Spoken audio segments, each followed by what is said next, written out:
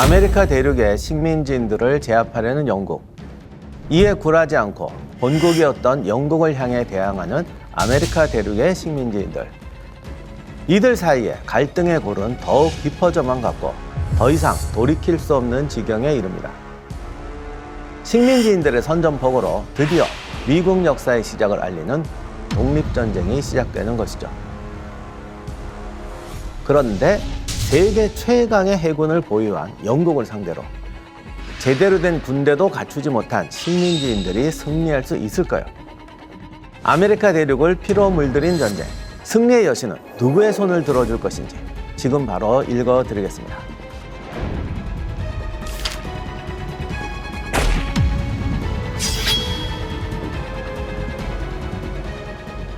안녕하세요. 세상의 모든 전쟁사를 읽어드리는 전쟁사 읽어드립니다의 역사학자 임용환입니다. 바다 건너 식민지를 억압해야 하는 영국과 독립을 원하는 13개 식민지 사이의 전쟁이 시작됩니다.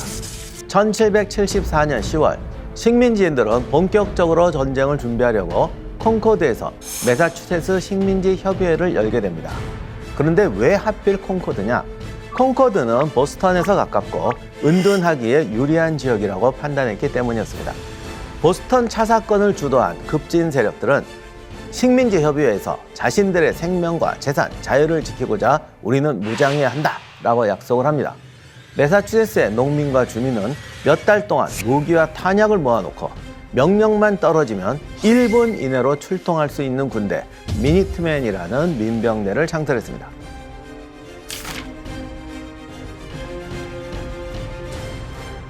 그런데 이게 민병대라는 게 이거 이상하게 우리나라 사람들은 감동을 팍팍 받는데 보통 서양 전쟁사 할 때 쟤들은 민병대야 라고 하면 철모 쓰고 군복 입히고 줄 세우면 군대냐?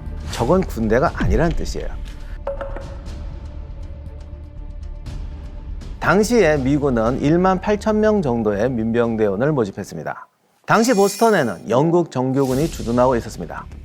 영국군은 유럽에서 제일 잘 정비된 군대였어요.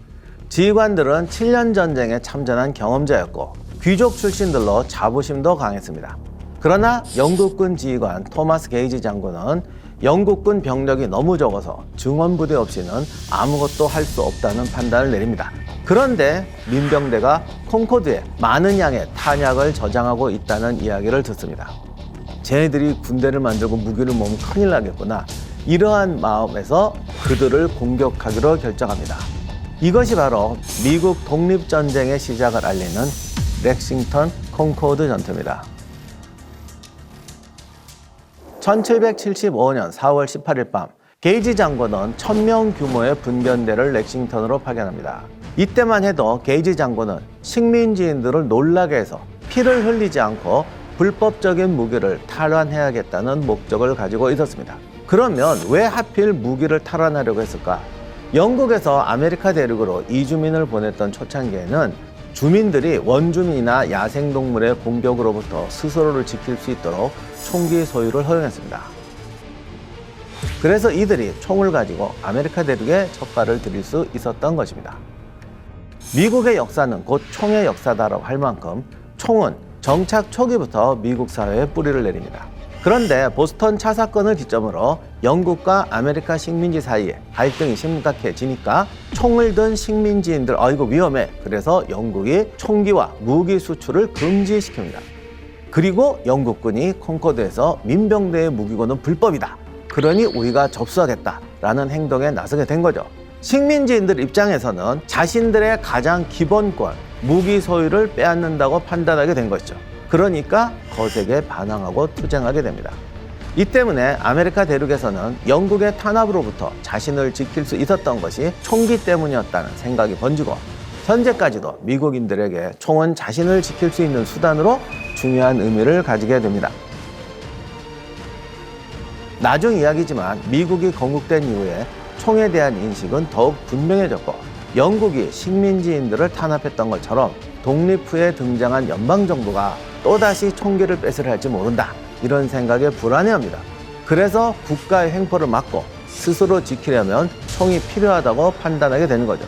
따라서 헌법이 제정되고 나서 국민의 무기 소유를 합법화하는 수정헌법 제2조를 제정해서 집어넣습니다.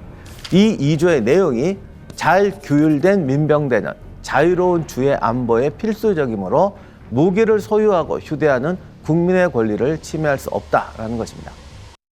이렇게 돼서 미국인들에게 총기 소지는 개인과 국민의 기본 권리라는 것으로 인식됩니다. 바로 이 법으로 인해서 현재 미국의 총기 소유 논란이 지금까지도 계속되고 있습니다.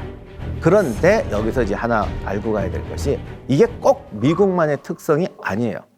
우리나라도 한말에 야생동물이나 도적 이런 것에서 자기를 방어하기 위해서 화승총 같은 걸 가지고 있는 집들이 많았어요. 그런데 의병항쟁이 나타나니까 일본하고 조선 정부가 무기를 압수하게 되죠. 이때 유명한 외국에 보도된 그림이 있는데 민가에서 화승총을 압수하니까 호랑이들이 내려와서 백성들을 마구 죽인다 이런 이야기가 외국 신문에까지 보도가 됩니다. 그만큼 옛날에는 자위수단으로의 총이 중요했던 것인데 근대 국가가 발달하고 행정력이 발달하게 되니까 우리가 대신해 줄 테니까 니네들이 무기 내놔라 이렇게 돼서 이게 모든 나라가 다 겪는 과정이에요. 그런데 근대 국가가 된 다음에도 미국이란 나라는 너무 땅이 넓어서 행정 밀도가 낮다 보니까 지금도 자연 속에서 우리를 보존하기 위해서는 이게 필요하다. 거기다 총기를 또 가지고 있으니 총든 애들이 강도도 오고 이러니까 또 보유해야 된다. 이런 논리가 살아남아 있는 거죠. 그래서 미국의 특수한 상황과 근대가 되어오는 과정에서 보편적인 상황이 결합해서 지금도 미국에서 총기 논란이 끊이지 않고 있는 것입니다. 다시 렉싱턴 콩코드 전투로 돌아가서 민병대 역시 영국군의 움직임을 가까이서 주시하고 있었죠. 영국군이 출동하자 민병대의 2명의 기수가 마을과 농장에 경고하려고 말을 타고 보스턴 주변의 마을로 향합니다. 영국군이 다음 날 렉싱턴에 도착했을 때는 이미 수십 명의 민병대원이 마을 공유지에서 영국군을 기다리고 있었습니다. 영국군과 민병대가 마주친 순간 초라한 민병대의 모습을 보고 영국군은 그냥 웃으면서 지나갑니다. 그렇게 충돌 없이 지나가려나 싶었는데 어디선가 총성이 울렸고 민병대원이 쓰러집니다. 이 총성을 후에 전 세계에 울려 퍼진 총성이라고 표현했습니다. 그러나 솔직히 누가 먼저 총을 쐈는지는 알 수가 없습니다. 렉싱턴의 한 민병대원에 의하면 영국군 지휘관 피케인 소령이 도착하자마자 식민지인들에게 반역자들아 모두 해산하라 라고 외쳤다고 합니다. 그러나 식민지인들이 이 말을 무시하자 피케인 소령이 발포 명령을 내렸다. 영국군 장교와 병사는 아니다. 민병대가 먼저 총을 쐈다라고 주장합니다. 진실은 알 수 없으나 첫 번째 총성 이후 양 진영에서는 순식간에 총격이 시작되었고 이때 민병대원 8명이 죽고 10명이 다칩니다. 영국군은 이 기세를 몰아서 콩코드로 진격했고 콩코드에 도착한 영국군은 곧바로 민병대와 전투를 시작합니다. 이때 두 군대는 완전히 다른 전투 방식을 취합니다. 영국군은 일렬로 서서 총을 쏘는 라인 배틀의 전투 방식입니다. 밀집 대응으로 어깨를 맞대고 전진하는 거죠. 그동안의 대포가 장렬해서 상대의 진영을 때립니다. 서로 총의 사정거리인 70, 90m 내외에 들어서면 마주보고 일제 사격을 합니다. 그리고 바로 돌격하거나 또는 한 번 더 전진해서 사격한 다음에 상대도 사격을 하게 허용하고 상대가 장전하는 시간을 노려서 총검으로 돌격해서 적을 분쇄합니다. 이때 사격을 우리가 몇 번 할 것이냐, 쟤들이 언제 쏠 때 우리가 움직이느냐, 언제 최종적으로 돌격할 것이냐, 이것이 지휘관의 기술이자 능력이자 그렇습니다. 좌우간 중요한 거는 누가 더 밀집 대응을 온전하게 유지하고 있느냐, 이것이 승부의 관건입니다. 이에 맞서는 민병대는 게릴라 전투로 대응합니다. 민병대는 외양간이나 가정집, 나무, 바위, 돌담 뒤처럼 몸을 완전히 숨길 수 있는 곳에 숨어서 영국군을 공격했습니다.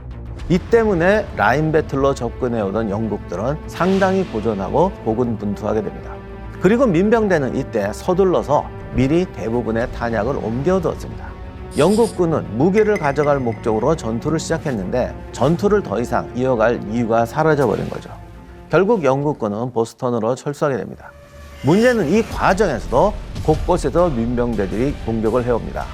돌아가는 동안에 영국군은 사망자 73명, 부상자 174명이라는 상당히 큰 희생을 내게 됩니다.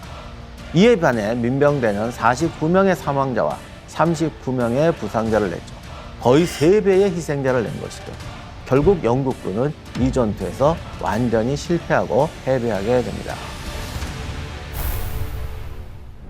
렉싱턴 콩코드 전투에서 승리를 거두자 식민지인들의 독립의지, 사기가 불타오릅니다. 그리고 이렇게 되니까 앞으로 영국이 계속 쳐들어오겠구나, 결국 전쟁이다, 이런 판단을 하게 되는 거죠.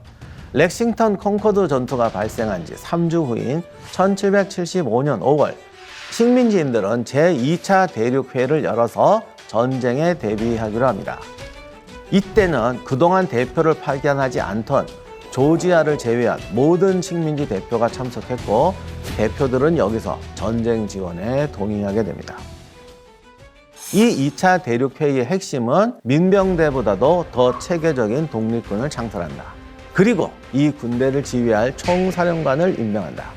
이때 선출한 총사령관이 바로 나중에 미국의 초대 대통령이 되는 조지 워싱턴입니다. 조지 워싱턴이 총사령관으로 임명되자마자 미국 독립전쟁에서 최초의 본격적인 전투를 할 수 있는 벙커힐 전투가 발생합니다. 영국군이 주둔하고 있던 보스턴에는 북쪽으로 마치 대칭으로 찍어 놓은 것처럼 똑같이 생긴 물방울 모양의 반도가 있는데, 이곳이 찰스타운 반도입니다. 미군인 대륙군이 북쪽의 찰스타운 반도를 기습적으로 점령합니다. 찰스타운에 포대를 세우면 보스턴 항구로 출입하는 영국 함대들을 공격할 수 있게 됩니다. 대륙군의 찰스타운 점령에 당황한 영국군은 서둘러서 찰스타운을 공격하게 되죠. 16일 야간에 대륙군 약 1,300명이 찰스타운 반도에 진입했습니다. 이들은 제일 높은 벙커힐 고지와 그 아래 브리지힐에서 즉시 보루 공사를 시작합니다. 영국군이 모르는 사이에 야간 작업을 강행해서 높이 2m의 보루를 세워버립니다. 날이 밝자 대륙군을 발견한 영국 함대가 포격을 가합니다. 그 사이에 보스턴에 있던 영국군 지휘관들은 찰스타운 공격 계획을 짜기 시작합니다. 보스턴에는 4명의 지휘관이 있었는데 통합사령관이 없었어요. 결국 이들은 영국식 토론을 시작합니다. 이게 2차 세계대전 때까지 영국군의 유명한 병입니다. 급한 일 생기면 다 모여. 그래서 지도 보면 토론하기 시작하는 거예요. 롬메리가 엄청 비웃었어요. 하여간 이렇게 돼요.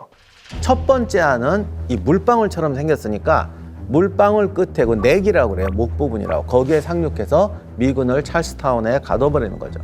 하지만 이렇게 하면은 그 북쪽에 또 대륙군이 있기 때문에 이게 영국군이 찰스타운을 가둬버리는 건지 찰스타운과 미군 사이에 끼는 건지 이게 좀 애매하게 되죠. 따라서 이것은 전술적으로 훌륭하거나 위험하거나 이런 계획이었죠. 두 번째 안은 반도의 남동쪽 끝에 상륙해서 브리지힐과 벙커힐 보루 사이에 빈 공간으로 침투하는 방안이었습니다. 이게 나름 멋있어 보이는데 문제는 당시 썰물 밀물이 안 맞아서 한참을 기다려야 했습니다. 세 번째 안은 그냥 찰스타운 부두로 상륙해서 마을을 지나 언덕으로 올라가자는 거였죠.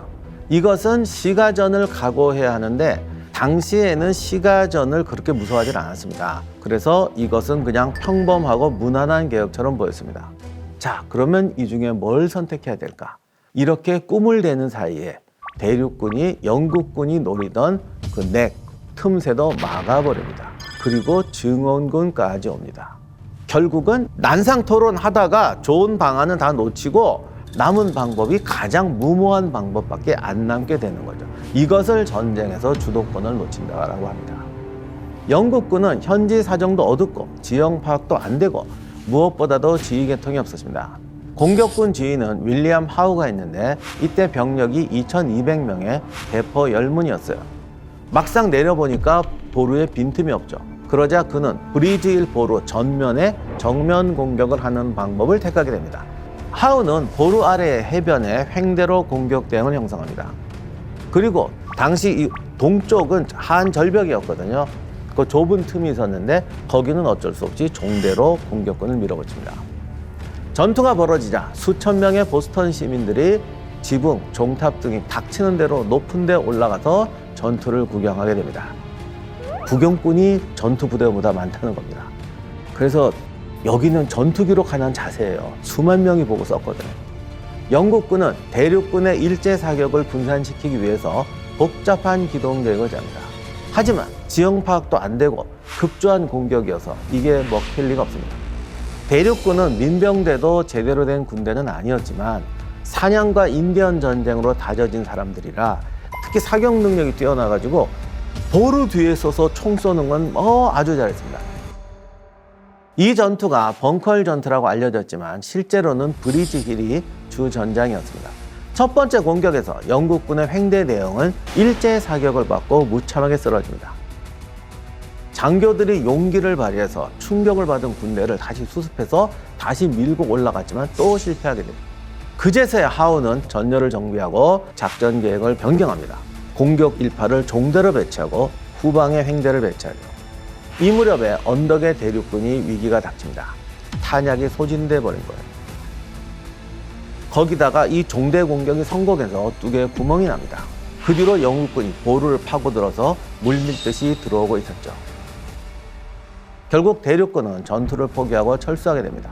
이때도 영웅담이 나오는데 아군의 후퇴를 엄호하기 위해서 매사추세츠 의회 의장이었던 조지프 워렌 장군이 스스로 병사를 거느리고 맞다가 장렬하게 전사합니다.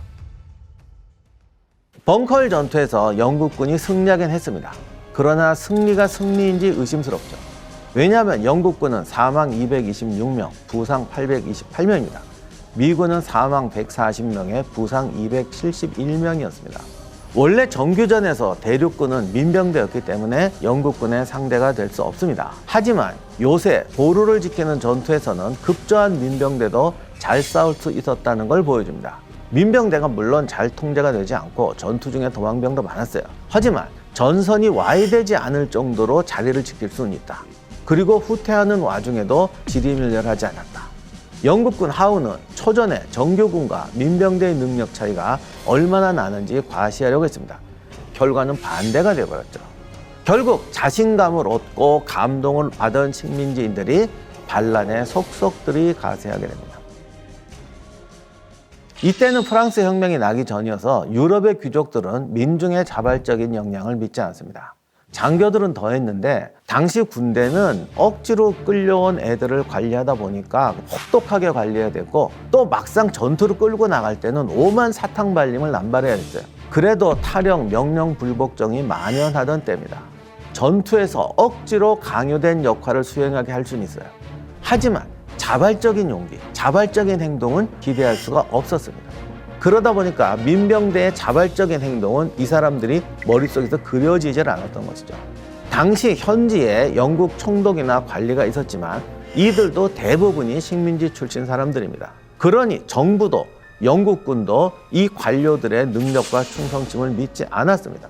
그러다 보니 현지 상황, 식민지인들의 파악, 전술, 전략 이 모든 거를 사령관이 판단해야 되니까 사령관들에게 능력밖에 과부하가 오는 거죠. 게이지나 하우는 여기 온 지도 얼마 되지 않았고 왔더니 환영하기는커녕 하도 무시하고 구박하는 통에 완전히 당황해서 고립감을 느낍니다. 영국 해군은 정말 천하무적이었지만 대서양이 건너기 쉬운 바다가 아닙니다. 그러다 보니 게이지나 하우 입장에서는 바다 건너서 와야 되는 탄약, 식량, 병력 이 모든 것도 조달이 위태로우니까 불안했던 것입니다. 벙커힐 전투와 영국군의 무참한 사상자 수는 이런 불안감에 불을 지핍니다. 승리하더라도 손실을 극도로 줄이고 모험을 피해야 하는 상황이 온 거죠. 이런 전제 조건이 많으니까 영국군 지휘관들이 항상 불안하고 전략을 짜는데 주저하게 되죠. 결국 앞으로 이 전쟁에서 벌어지는 모든 전투에서 영국군 지휘관들을 극도로 소극적이거나 전략적 판단을 제대로 하지 못하는 결과를 초래하게 됩니다. 벙커힐 전투는 영국군이 초기에 길을 꺾는 데 실패한 것이지 전쟁에서 대륙군의 승리를 보장한 건 아니었습니다. 대륙군 총사령관이었던 조지 워싱턴은 영국군의 현지 임관, 민병대 장교로 프렌치 인디안 전쟁에 참전한 경험이 있긴 했습니다. 하지만 빛나는 무군을 세운 지휘관은 아니었어요.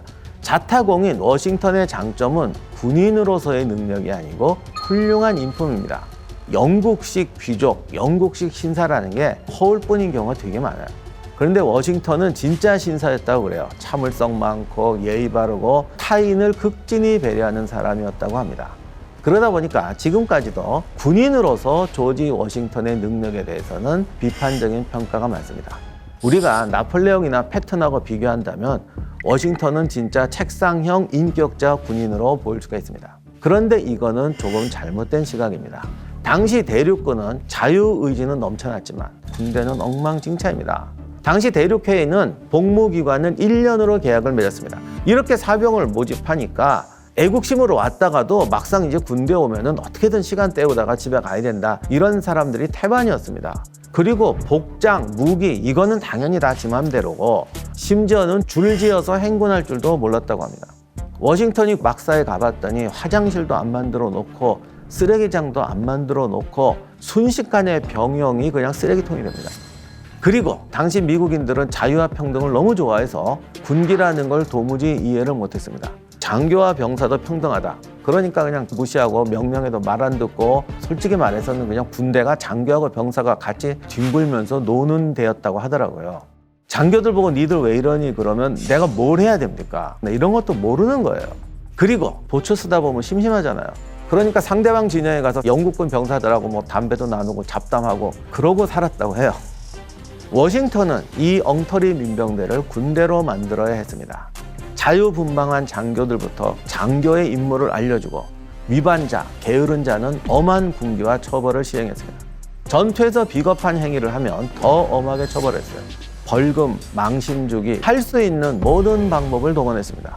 워싱턴의 군기 잡는 방식은 현대 기준에서 보면 아주 불합리해 보일 수 있습니다. 그러나 유럽 군대에 비하면 가혹한 것도 아니었어요.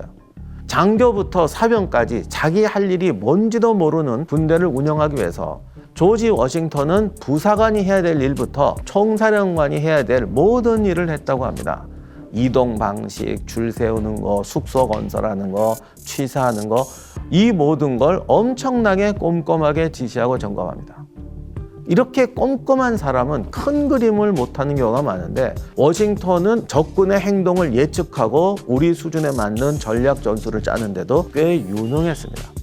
그리고 무엇보다도 자상하면서도 은근히 무서운 끈기가 있었어요.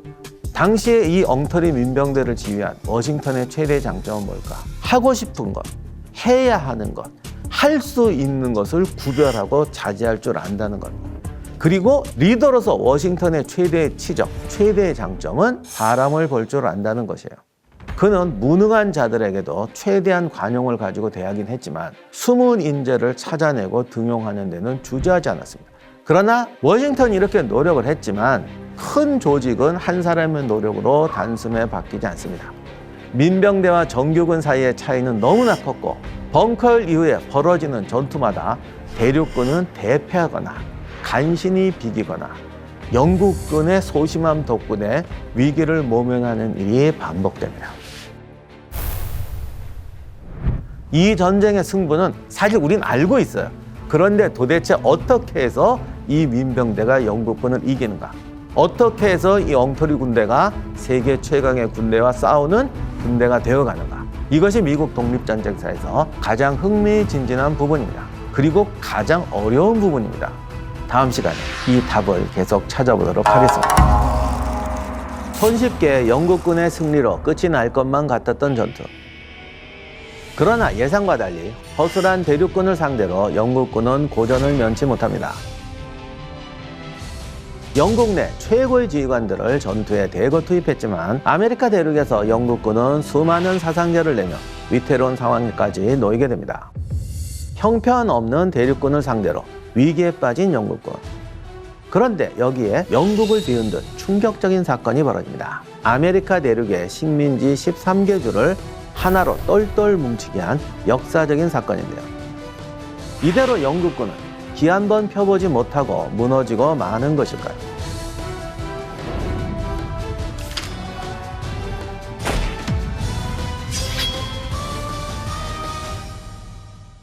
안녕하세요. 세상의 모든 전쟁사를 읽어드리는 전쟁사 읽어드립니다의 역사학자 임명환입니다. 제2차 대륙회의가 열리는 동안에 대표들 사이에서 한 가지 문제가 발생합니다. 이 전쟁의 목적에 대해서 합의를 보지 못한 것이죠. 다시 말해서 영국으로부터 독립을 원하느냐 아니면 우리의 요구사항만 관철되면 영국에 붙어 있느냐 이거 차이로 갈라진 것입니다. 존 애덤스와 세무엘 애덤스, 버지니아의 리처드 헨리 리 등은 독립을 해야 한다고 주장합니다. 펜실베니아의 존 디킨스는 영국과 빨리 화해를 해야 한다고 주장합니다. 사실 처음에는 대부분의 식민지인이 독립이 아니라 대영 제국 내부에서 불만 사항을 바로잡기 위해 싸운다고 생각했습니다. 왜냐하면 당시에 영국은 세계 질서를 주도하던 나라였기 때문에 독립한다는 것 자체가 위험한 도전이었기 때문입니다. 세계 최강인 영국 해군의 보호 없이 과연 대서양 무역을 할 수 있을까? 당시 아메리카 대륙에는 프랑스와 스페인 식민지도 있었어요. 영국 없이 식민지인들만으로 프랑스와 스페인 그리고 인디언들까지 싸워서 이겨낼 수 있을까? 때문에 독립을 반대하는 많은 식민지인들은 영국과 빨리 타협해서 식민지 자치만 보장을 받자. 그래서 계속해서 영국의 보호 아래 남기를 원합니다. 그런데 전쟁이 일어나고 1년 만에 대부분이 생각을 바꿉니다. 영국이 인디언, 아프리카 흑인 노예, 독일인 용병을 신병으로 모집하자 식민지인은 분노하기 시작했고, 영국 정부가 식민지 항구를 봉쇄하고 화해의 노력을 딱 잘라 거부하자 많은 식민지인들이 독립만이 유일한 선택이라고 결론을 내립니다. 식민지인들에게 독립전쟁이 필요하다고 설득해야 되는데 이때 결정적인 인물이 등장합니다. 바로 영국에서 미국으로 온 사상가 토마스 페인입니다. 토마스 페인은 영국에서 아메리카로 이주한 지 2년이 채 안 되는 인물이었는데 1776년 1월 상식이라는 책을 내고 이 책 한 권으로 영국의 식민지로 남고 싶어하는 사람들의 생각을 뒤집어 놓습니다. 구체적으로 말씀드리면 지난 수세기 동안 영국은 군주에게는 잘못이 없다는 거짓말을 했다. 정부가 국민을 억압할 때는 왕에 가까운 고문들이 대신 비난받았다. 그동안 왕은 비난으로부터 벗어나 늘 정당함의 명사로 여겨졌다. 이것이야말로 참으로 말도 안 되는 소리다. 왕은 실제로는 폭력으로 지배해왔다. 조지 3세 역시 자기 마음대로 식민지인들의 복종을 강요하는 단순히 잔인한 짐승에 불과하다. 내가 영국을 떠나 미국에 있어 보니 미국이 세계의 유일한 희망이다. 미국은 계몽주의 사상에 입각한 자유와 평등을 실현할 수 있는 유일한 희망이다. 아메리카에 정착한 청교도들이 강조한 모두가 우러러보는 도시, 즉 언덕 위의 도시를 만들 수 있는 특별한 나라가 미국이다. 그러니 식민을 잔혹하게 괴롭히는 영국식 정치체제와 완전히 결별하는 것이 아메리카인에게는 당연한 상식이다 라고 주장한 것입니다. 토마스 페인이 이렇게 주장한 이후부터 미국인들의 사상에는 우리가 특별하다는 의식이 자리 잡습니다. 상식은 당시 식민지 인구가 300만 명이었는데 무려 50만 부가 팔려나갑니다. 1776년 초 독립에 대한 지지가 급속도로 확산되는 데 일조했으며 건국의 아버지라고 불리는 조지 워싱턴, 토마스 제퍼슨, 존 애덤스, 패트릭 헨리도 반합니다. 여름이 되면서 대륙회의는 공식적인 독립선언을 기초할 위원회를 임명했고 1776년 7월 2일에는 결의문을 채택합니다. 그리고 이틀 후 7월 4일에 미국에서 가장 역사적인 사건이 발생합니다. 13개 식민지 대표가 필라델피아에 모여 공식적으로 미국의 독립선언서를 발표하고 독립선언서 자체를 승인해서 이틀 전에 식민지 대표들이 취했던 행동을 공식적으로 정당화합니다. 독립선언서 내용 중에서 가장 중요한 부분은 두 가지입니다. 첫 번째, 모든 사람은 평등하게 태어났으며 조물주로부터 몇 개의 양도할 수 없는 권리를 부여받았다. 생명과 자유와 행복의 추구가 있다. 이 권리를 확보하기 위해서 인류는 정부를 조직했다. 정부의 정당한 권력은 인민의 동의로부터 유래하는 것이다. 어떠한 형태의 정부이든 이런 목적을 파괴할 때에는 언제든지 정부를 개혁하거나 폐지해 새로운 정부를 조직하는 것이 인민의 권리이다입니다. 두 번째는 영국 왕의 제목을 나열하는 것입니다. 왕은 영국 의회의 배후에서 식민지인과 맺은 계약을 위반했다. 그래서 식민지 연합은 자유롭고 독립된 나라가 되어야 하며 또한 그렇게 될 권리가 있다. 영국 왕에 대한 모든 의무에서 벗어날 것이고 식민지 연합과 대영 제국이 맺고 있던 모든 정치적 관계는 완전히 해체될 것이며 또 그렇게 되어야 한다라는 것입니다. 독립선언서는 미국 역사상 가장 중요한 문서입니다. 이날을 기념해서 미국의 독립기념일이 됩니다. 그리고 독립선언서 이후에 각각의 식민지가 스테이트, 즉 주로 개편이 됩니다.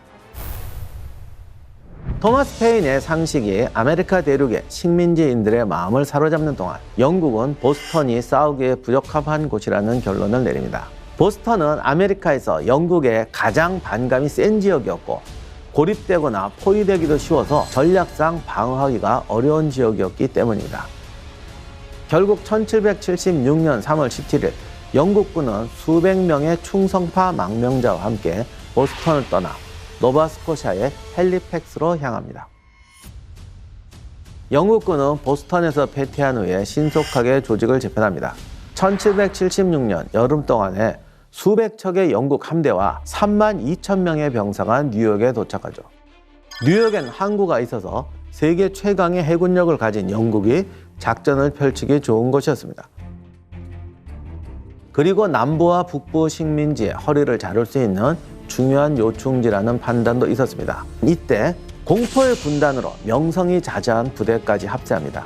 이들의 정체가 독일 왕 프리드리 2세가 파견한 독일 헤세닌 부대 8,000명이었습니다.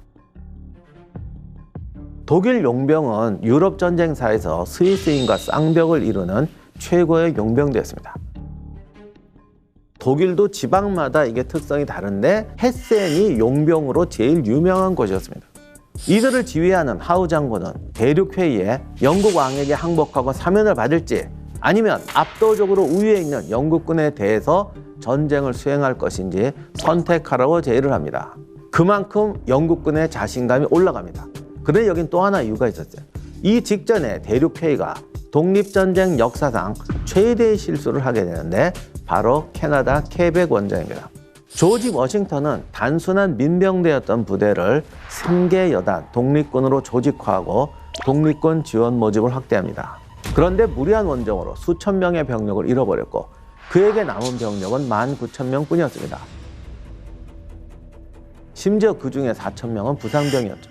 누가 봐도 질 게 뻔한 싸움이었지만 식민지인들은 전쟁을 선택하고 독립선언까지 해버립니다. 하우 장군은 독립군을 패배시켜서 독립선언의 길을 꺾어야 한다 이런 생각에서 워싱턴 부대를 섬멸하고 뉴욕을 장악하고자 합니다.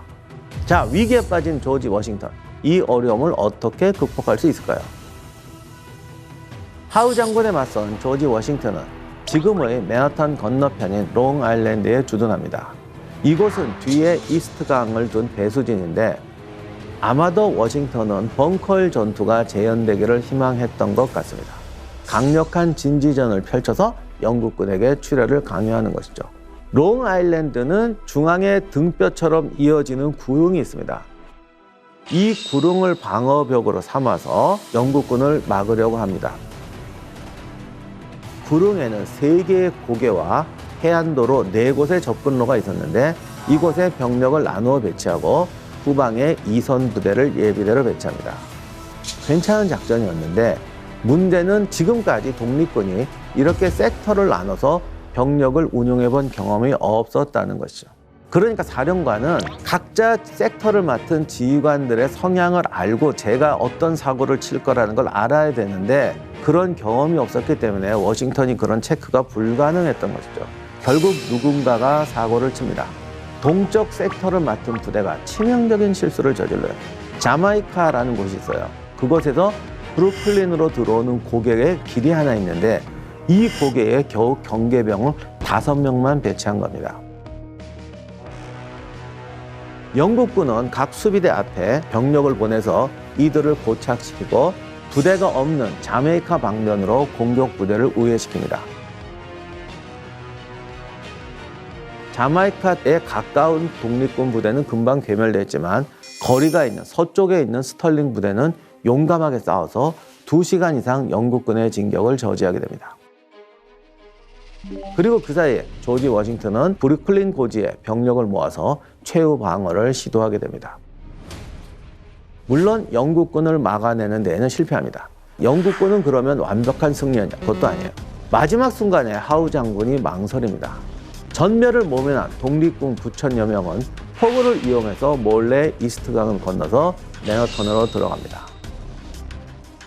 하우는 뒤늦게 독립군을 뒤쫓아 맨하탄으로 들어갔지만 천천히 들어가는 바람에 워싱턴을 놓치게 됩니다. 하우 장군이 망설이는 이유는 항상 병력 소모를 너무 걱정했기 때문이다. 이 덕분에 워싱턴은 대패하기는 했지만 포로가 되거나 전군이 전멸할 위기를 아슬아슬하게 모면합니다. 만약 이때 배수진을 치고 있는 독립군을 섬멸해버렸거나 워싱턴을 사로잡았더라면 설사 전사자 수가 영국군이 더 많았더라도 영국군의 대승리가 되었을 것입니다. 그러니까 벙커힐에서는 숫자가 많으면 고지를 점령하고도 지는 거고요. 이번에는 군대의 반을 잃었어도 상대를 전멸시켰으면 승리하는 거예요. 그러니까 하우는 이걸 반대로 한 거죠. 하우는 손익계산서상의 승리를 택했던 것입니다. 그래도 영국군은 결과적으로 독립군을 롱아일랜드 밖으로 밀어붙여서 맨허튼을 포기하도록 하는 데는 성공했습니다. 그리고 뉴저지 평야를 가로질러서 델라웨어 강을 넘고 펜실바니아까지 몰아냅니다. 영국군은 겨울 동안 뉴저지 북중부 델라웨어 강 인근 트렌턴에 있는 독일인 용병 헤세인의 전초기지에 주둔합니다. 여기가 좀 추워요. 요즘도 이상 한파오면 막 영하 30, 40도 떨어지는 데라 겨울이 되면 이제 전투를 못합니다. 이때 조지 워싱턴이 패잔병을 이끌고 반격을 시도합니다. 1776년 크리스마스 날 밤 꽁꽁 얼어붙은 델라웨어 강을 건너 헤세인을 놀라 흩어지게 만들어서 결국 트렌턴을 점령합니다. 이것이 바로 트렌턴 전투로 조지 워싱턴의 기지와 투지가 가장 빛난 전투로 알려져 있습니다. 독립군은 이 직전까지만 해도 거의 모든 전투에서 큰 성과를 내지 못합니다. 영국군에게 밀려서 펜실바니아까지 후퇴했던 터라 사기도 떨어질 대로 떨어져 있었죠. 펜실바니아까지 도강에 성공한 워싱턴 부대는 겨우 5,000명에 불과했습니다. 이에 반해 하우의 병력은 12,000명이었죠. 그리고 2만 명의 추가 병력이 뉴욕에 있었습니다. 워싱턴 부대는 붕괴 직전이었고 델라웨어 강이 얼어붙게 되면 영국군이 도보로 강을 건너서 공격해 올 것이 뻔했습니다. 또 독립군의 복무 기한이 12월 31일까지라서 며칠 뒤면 병사들 대부분이 집으로 돌아갈 상황이었죠. 이런 위기에서 워싱턴은 과감한 결단을 내립니다. 영국군을 보병전으로는 이길 수 없으니 동등한 대포로 이겨보자는 것이었죠. 워싱턴은 본대에 있는 거의 모든 대포를 모아서 트렌턴을 공격하려고 강을 건너기로 합니다. 크리스마스 날 밤 워싱턴은 본인의 군대를 셋으로 나눠서 델라웨어 강을 건너갑니다. 이때 하우와 영국군도 독립군의 기습 공격을 원천 봉쇄하기 위해서 대비하고 있었고 강을 건너는 데 성공한 워싱턴의 부대는 전체 병력의 3분의 1인 2,000여 명 뿐이었습니다. 그런데 승리의 여신이 워싱턴을 도왔는지 워싱턴은 트렌턴 언덕을 장악합니다. 그리고 대포를 설치해서 포격을 시작하죠.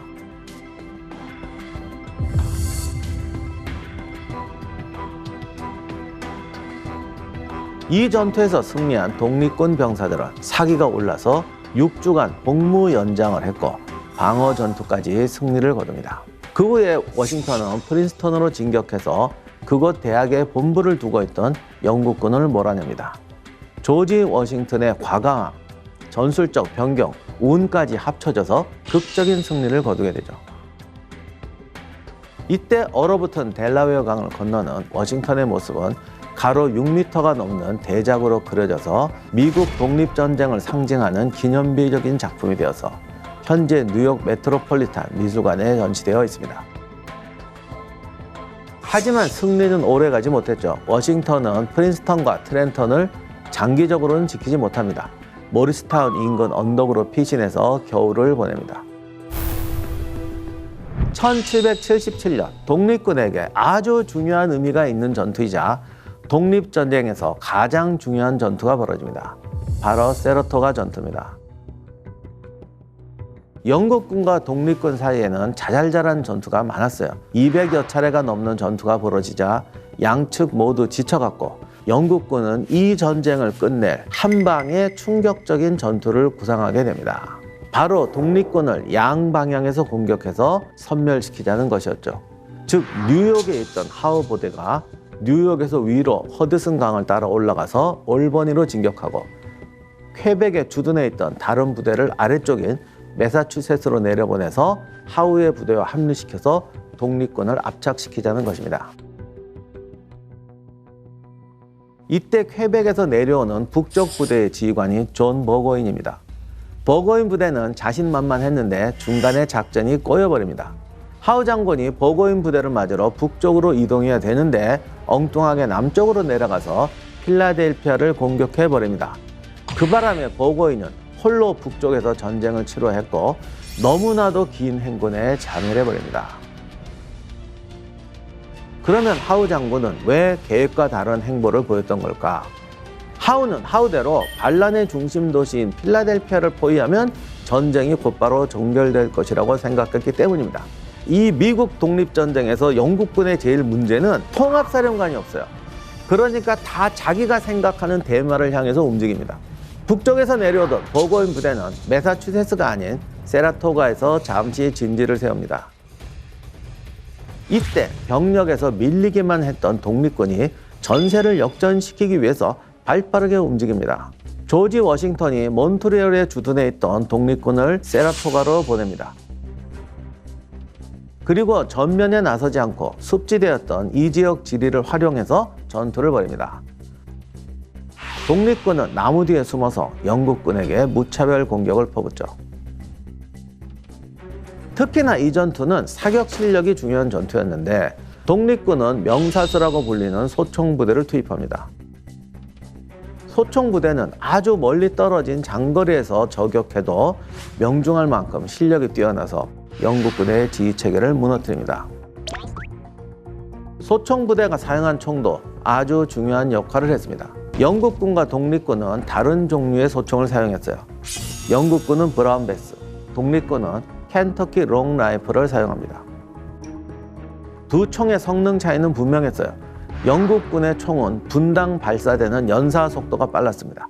이상하게 영국군은 연사 속도에 목숨을 겁니다. 이건 1차 대전 때까지도 안 변합니다. 독립군 총은 유효 사거리가 2배나 길었어요. 영국군 총이 90m까지 발사되었다면 독립군 총은 180m까지 나간 거죠. 정확도도 독립군 총이 월등했습니다. 독립군이 영국군보다 성능이 좋은 총을 가지고 있었던 이유는 아메리카 대륙의 드넓은 땅에서 원주민과 싸우자 보니 멀리까지 발사되는 총이 필요했기 때문입니다. 그러니까 가까이 붙어서 라인 배틀할 때는 많이 쏘는 쪽이 이기는 거예요. 그런데 미국처럼 멀고 벌판 있고 저격병의 천국인 땅에서는 멀리 이동하는 동안 쏘는 게 더 나은 겁니다. 세라토가 전투에서 독립군은 300여 명의 사상자가 났는데 영국군은 1000명 이상의 사상자가 납니다. 결국 버거인은 영국 귀족의 자부심을 꺾고 항복을 선언합니다. 이것이 영국군 최초의 항복이자 엄청난 충격이었죠. 미군이 최초로 대승리를 거두었지만 이 영광은 워싱턴의 것이 아니었습니다. 왜냐하면 하우 장군이 큰 저항 없이 필라델피아를 손에 넣었고 대륙 회의는 펜실바니아의 요크로 피신하게 되었기 때문입니다. 우리식으로 말하면 수도가 함락된 거 비슷했어요. 하우 장군은 롱아일랜드 이후로 계속 승리하고 있었지만 결정적 승리가 없었습니다. 그러다 보니 점점 더 혼란만해집니다. 필라델피아를 점령하면 될 것 같았는데 이게 안 돼요. 도대체 이 전쟁에서 승리하려면 어디를 점령해야 되는 거야? 대륙군은 병력이 늘지도 않지만 또 희한하게 쳐부셔도 또 회복이 됩니다. 이게 꼭 죽지 않는 군대와 싸우는 것 같은 거예요. 이렇게 전쟁이 길어지면 아메리카 대륙에서 군대를 유지하기 위한 전쟁 비용은 점점 늘어나게 됩니다. 전투에서 밀리면 영국 본토에서 군대를 보내야 하는데 바다를 건너오는 동안에 무슨 일이 생길지 모르죠. 혹시라도 늦게 도착하면 그 사이에 전멸할 수도 있어요. 이렇게 되니까 하우는 계속해서 소극적이 될 수밖에 없습니다. 워싱턴도 마음이 편치는 않았습니다. 이 엉터리 군대로는 할 수 있는 일이 없을 것 같았어요. 병력도 능력도 지지부진했습니다. 1777년에서 78년 사이에 조지 워싱턴은 필라델피아를 포기하고 더 서쪽 깊은 곳 포지 계곡이라는 한적한 지역으로 들어가서 이곳에 겨울 수경지를 만들고 머물게 됩니다. 이때 조지 워싱턴의 병력은 8천에서 1만 정도입니다. 이렇게 힘들게 살고 있는데 한 괴짜 사나이가 나타납니다. 본인 말로는 독일 남작이며 프리드리 2세 밑에서 장군으로 복무했다고 하는 프로이센 사람이었습니다.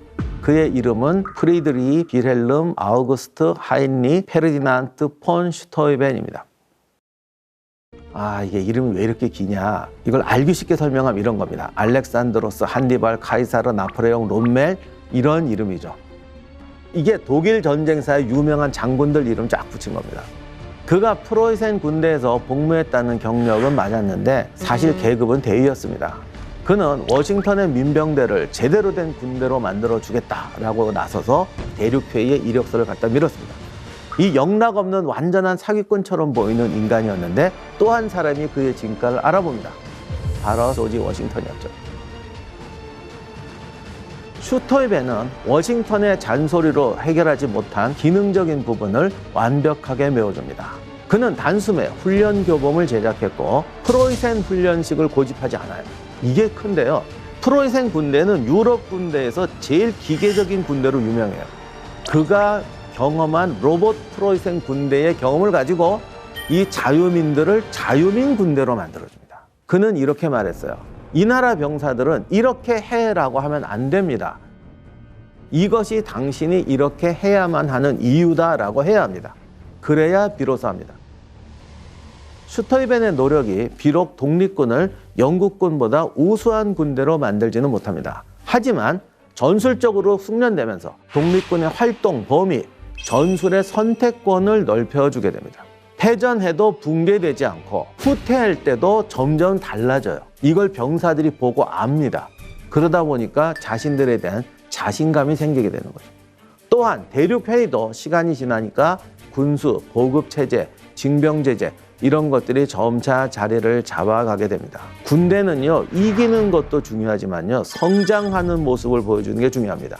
계속 이기고 있는데 고참 병사들은 죽어가고 훌륭한 부사관과 장교들은 사라지고 탄약은 떨어져 가면 병사들은 불안해집니다. 그런데 미군은 반대예요. 패하고 있지만 병사들의 수준은 높아지고 보급도 좋아지고 장교들의 수준도 좋아지는 거죠. 이런 군대는 자신감을 잃지 않습니다. 질과 양에서 독립군은 한 단계 한 단계 성장해 나갑니다. 미국 독립전쟁이 중반기에 도달했습니다. 미군은 성장하고 있지만 아직 영국군을 이길 상태는 되지 못합니다. 영국군은 계속 이기고 있지만 아직도 머리와 심장이 어딘지 모르고 있습니다. 이제 과제는 분명해요. 미군은 영국군보다 더 세져야 하고 영국군은 미군이 더 세지기 전에 이 전쟁을 이기는 방법을 찾아야 됩니다. 이 팽팽한 긴장감 속에서 미국 독립전쟁의 3라운드로 들어가게 됩니다. 그리고 이 팽팽한 긴장감 때문에 이들은 계속 실수와 시행착오를 저지르면서 악정고투를 하게 됩니다. 이 이야기는 다음 시간에 살펴보도록 하겠습니다. 독립군이 세라토가 전투에서 승리하며 독립전쟁은 이제 끝을 향해 달려갑니다. 그리고 세라토가 전투의 승리로 독립군에게 아주 뜻밖의 선물을 가져다 주게 되죠. 이 선물이 미국의 완전한 독립을 이끄는 결정적 한 방이 됩니다. 대체 어떤 선물이기에 미국을 영국과의 질긴 고리에서 떼어놓은 것일까요? 이제 그 비밀을 낱낱이 읽어드리겠습니다.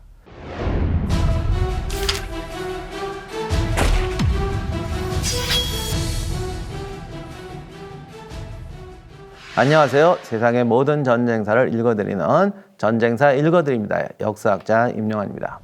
세라토가 전투에서의 승리는 독립군이 독립전쟁에서 승리할 수 있는 또 다른 힘을 가져다 줍니다.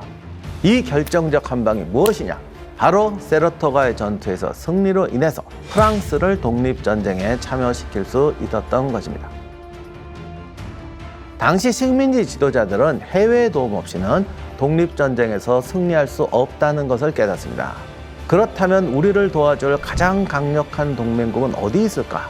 프랑스라는 걸 알게 되죠.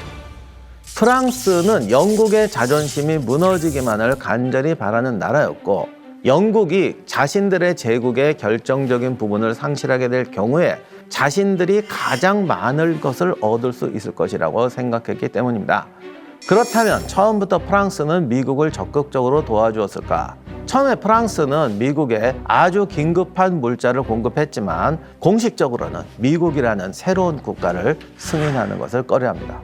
그래서 독립선언 이후에 벤자민 프랭클린이 직접 원조와 외교적 승인을 구하기 위해서 프랑스로 향합니다. 프랑스 외무상 베르겐 백작은 미국이 승산이 있다고 믿을 만한 증거를 내놔라. 그러자 프랭클린이 세라토가에서 영국군이 패배하고 독립군이 승리한 것이야말로 그 증거가 될 것이라고 믿고 이를 제출하게 됩니다. 1777년 12월 초에 세라토가 소식이 런던과 파리에 전해지자 충격을 받은 영국 총리 노스경은 독립군에게 또 다른 평화안을 제안합니다. 식민지인이 전쟁을 그만두기만 한다면 제국 내에서 아메리카 식민지인에게 완전한 자치를 허용하겠다는 내용이었죠. 이에 베르겐 백작은 미국이 이 제의를 받아들여서 프랑스가 영국을 압도할 결정적인 기회를 잃어버리지 않을까 걱정하게 됩니다. 결국 1778년 2월 6일 베르겐 백작은 미국을 공식적으로 주권 국가로 인정하고 영국에 선전포고를 합니다.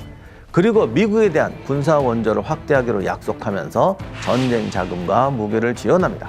이때 들어간 프랑스 자금이 약 13억 리브르인데 우리 돈으로 환산하면 약 7조가 넘는 어마어마한 액수였습니다. 지난번 나폴레옹 전쟁편에서 보았던 것처럼 프랑스는 독립전쟁에 퍼부은 전쟁 비용 때문에 재정적 위기를 맞게 되고 독립전쟁에 파병을 갔던 프랑스 군인들이 미국의 자유와 해방 정신을 배워와서 프랑스 혁명에 기여하게 됩니다. 이로 인해서 루이 16세와 마리 앙투아네트가 처형까지 당하게 되는 역사적인 사건이 발생하게 되죠. 프랑스의 결정에 따라서 이 전쟁은 국제전으로 확대됩니다. 영국과 경쟁 관계에 있던 스페인, 네덜란드도 프랑스에 합세해서 미국에게 자금과 군수품을 지원하기로 하면서 영국과 맞섭니다. 심지어 프랑스가 독립전쟁의 마지막 국면에서 승리를 위해 절대적으로 필요한 해군과 원정군까지 제공합니다. 독립전쟁의 마지막 결정타는 독립군의 성장과 프랑스군의 참전이었어요. 초반에 영국은 독립군과 전면전을 치르기보다는 식민지 중에서 아직 영국 왕에게 충성을 바치는 사람들이 지지를 얻어내려고 애쓰게 됩니다. 그런데 독립전쟁이 고립되었던 지역으로까지 확대되면서 더 많은 민간인이 전쟁에 얽히게 되었고 영국의 바람과는 달리 독립에 대한 지지가 오히려 더 커지게 됩니다. 당시 북부의 전투는 교착 상태에 빠진 상태였죠. 1778년 5월 영국군 헨리 클린턴 격이 윌리엄 하우 장군의 뒤를 이어 하우 부대를 필라델피아에서 뉴욕으로 후퇴시킵니다. 영국군은 이곳에서 1년 이상 주둔했는데 그 사이에 독립군 조지 로저스 클라크 원정대를 이끌고 에팔레치아 산맥을 넘어 영국인과 원주민에게서 일리노이 지역의 여러 정착지를 탈환합니다. 영국군은 상투적인 재래식 전투에서는 승리할 수 있었지만 독립군의 계속된 게릴라 공격에 시달립니다. 그래서 영국은 이 전쟁을 끝낼 수 있는 마지막 승부수, 돌파구를 찾게 되는데요. 남쪽으로 눈을 돌립니다. 남부를 공격해서 친영국파 군대를 확보한 다음에 버지니아를 차지하자고 한 것이죠. 남부에서 영국군에게 가장 적대적이었던 버지니아를 침공하면 전쟁의 흐름을 바꿀 수 있을 거라고 판단한 것입니다. 또한 버지니아에 있는 요크타운을 점령해서 영국 해군이 마음대로 드나들 수 있게 한다는 계획도 세웁니다. 남부주둔 영국군 지휘관으로 선택된 코널리스 경은 사우스캐롤라이나의 캠던으로 침투해 1780년 8월 16일 독립군을 섬멸합니다. 급해진 대륙회의는 조지 워싱턴과 독립군에서 가장 유능한 장군이었던 나다니엘 그린을 남부로 파견합니다. 그런데 그린 장군이 남부에 도착하기도 전에 전쟁의 형세가 이미 영국군에게 등을 돌리고 있었습니다.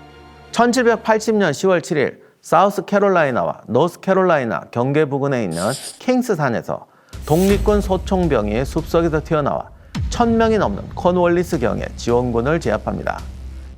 전쟁에 도착한 그린은 전면적이고 통상적인 전투는 피하면서 독립군을 기동력 있는 파견 부대로 나누어 콘월리스를 혼란시키고 화를 돋굽니다. 이때 그린의 전략도 중요했지만은 독립군이 이런 기동 분산 전투를 할 수 있을 만큼 성장했다는 것도 중요합니다. 지원병을 얻은 그린 장군은 모든 군사력을 동원해 노스캐롤라이나의 길퍼드 코트 하우스에서 영국군과 맞서 대격전을 벌입니다. 영국군은 이때 너무나 많은 병력을 잃어서 캐롤라이나 지역에서는 전투를 포기하기로 결정해버립니다. 대신 버지니아 내륙을 교란시킬 목적으로 북쪽으로 이동합니다. 하지만 남부 병력이 완전히 무너지면 안 된다. 그래서 영국군은 요크타운에서 방어 태세를 갖추기로 합니다. 그 결과 영국군 주력이 요크타운과 뉴욕으로 양분되게 됩니다. 어쨌든 영국군이 버지니아 요크타운을 점령하게 되자 전쟁은 한 치 앞도 알 수 없는 상황이 됩니다. 프랑스는 당장 요크타운에 있는 영국군을 공격해야 한다고 강력하게 주장합니다. 이때 조지 워싱턴은 독립군과 프랑스군 전 병력을 아주 비밀리에 그리고 갑작스럽게 요크타운으로 이동시킵니다. 그리고 프랑스 그랑세 장군은 프랑스 함대와 지원 부대를 이끌고 체서피크만 위쪽 요크강으로 향합니다.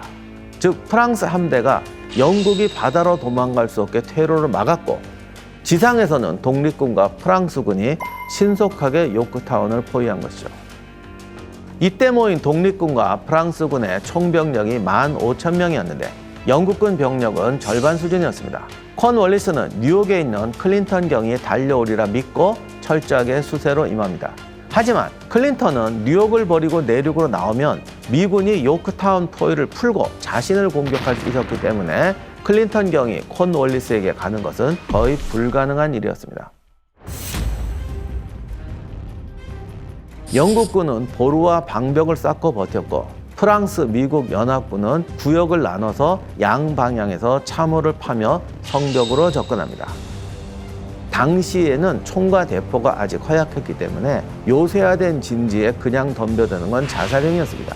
그래서 나온 공성법이 지그재그로 공격부대가 참호를 파면서 성벽으로 다가가는 겁니다. 수비대는 참호 공사를 방해하려고 맹렬하게 포격과 사격을 가했지만 연합군의 공사를 저지할 수가 없었습니다. 오히려 참호가 성벽에 접근하면서 연합군의 화력만 더 강력해집니다. 나폴레옹의 선배로 당시로는 세계 최고의 포병이었던 프랑스 포병들은 영국군, 미군보다 함수 앞선 포격수를 보여주면서 수비대의 포대를 잠재웁니다. 콘월리스는 도저히 빠져나갈 방법이 없었죠. 요크타운은 좁았고 포위망이 다가오면서 시내에 포탄이 떨어지기 시작합니다.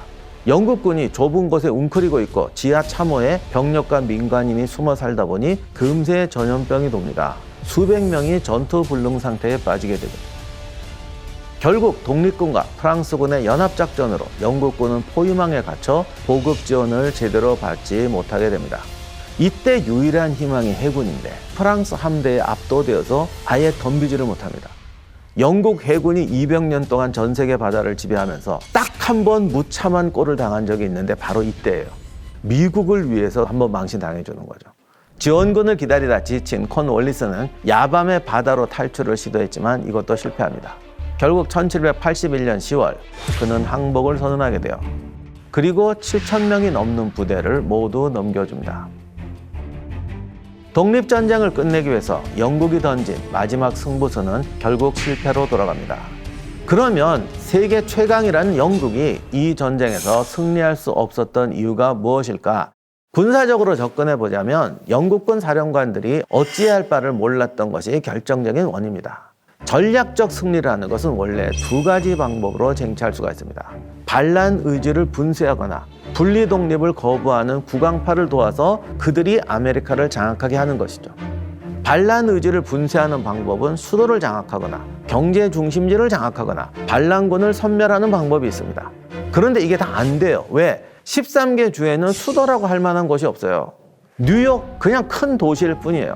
필라델피아 대표들이 회의하는 장소예요. 한마디로 아메리카에는 아직 런던이 없습니다. 영국군은 런던을 찾아다니다가 뉴욕의 클린턴, 필라델피아, 하우 이런 식으로 부대가 자꾸 분열되었고 버거이는 캐나다까지 갔다가 소멸해버렸습니다.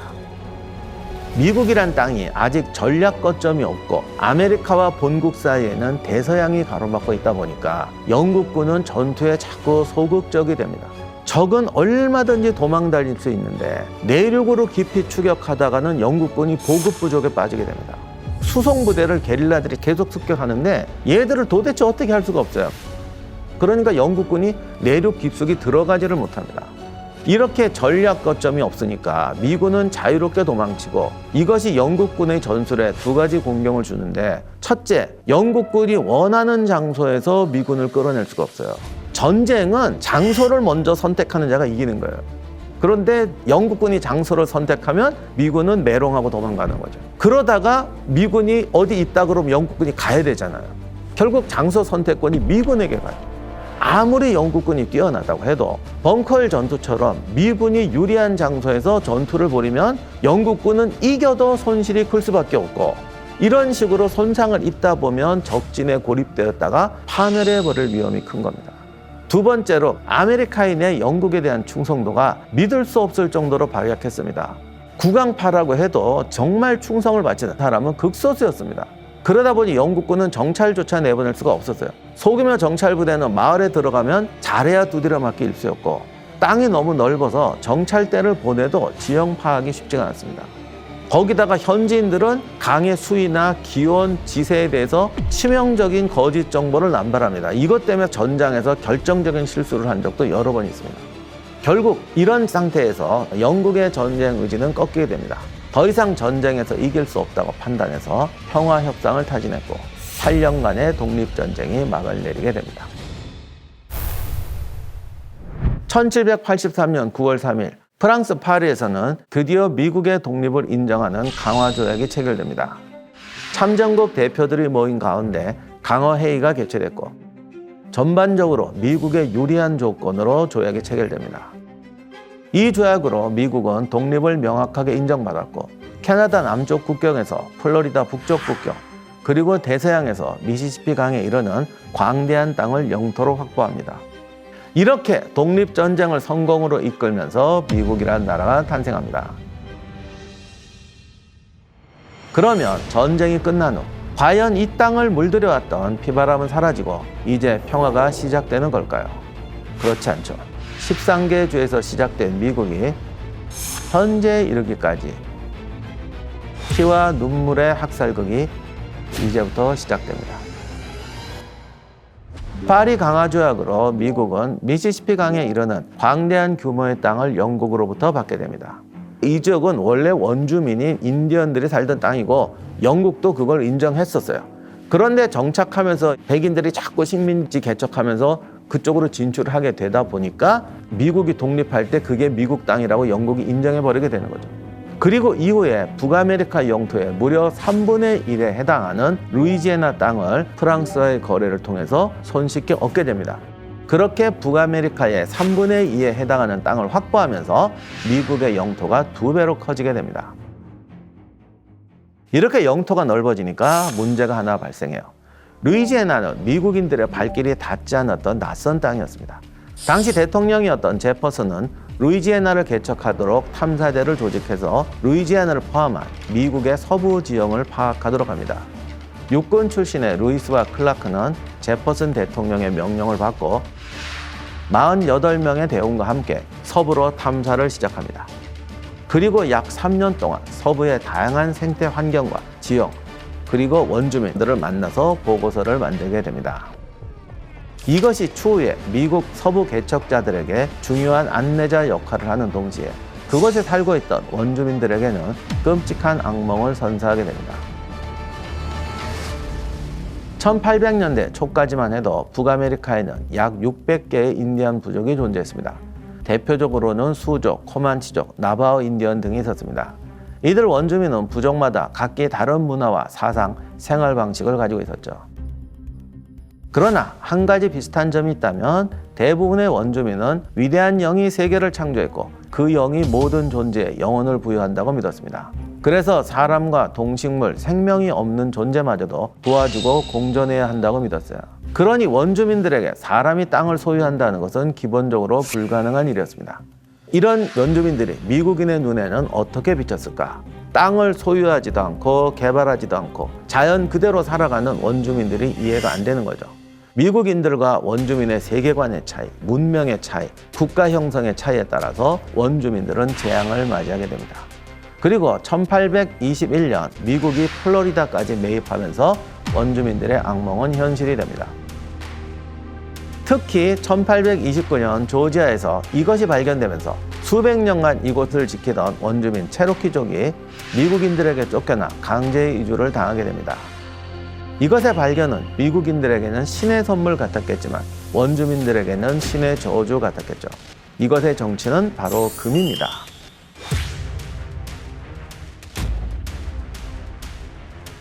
어떻게 하면 원주민들을 쫓아낼 수 있을까?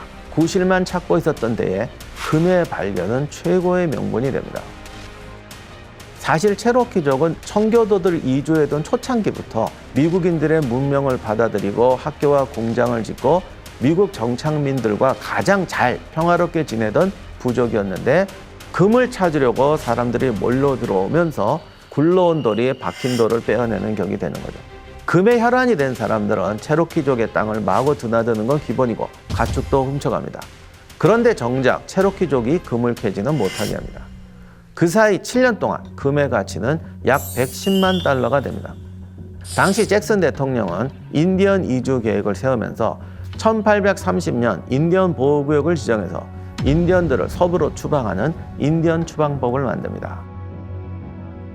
이 법을 내세워서 미시시피강 동쪽에 사는 체로키, 세미놀, 촉토, 치카소, 크리크 등 총 5개 부족을 강 서쪽에 있는 인디언 보호구역으로 쫓아냅니다. 인디언 보호구역은 오클라호마로 체로키족은 약 1300km를 걸어서 이동해야만 했습니다. 미군을 동원해 원주민을 전쟁포로처럼 끌고 갔기 때문에 원주민들은 하루에 삶은 옥수수 한 줌과 순무 한 개, 끓인 물만 배급을 받았습니다. 하필 눈폭풍이 몰아치던 겨울에 길을 떠났기 때문에 물이 부족하면 꽁꽁 언 강물을 녹여 마셔야 했고 밤에는 칼바람이 부는데도 맨 땅에 누워 자야만 했습니다.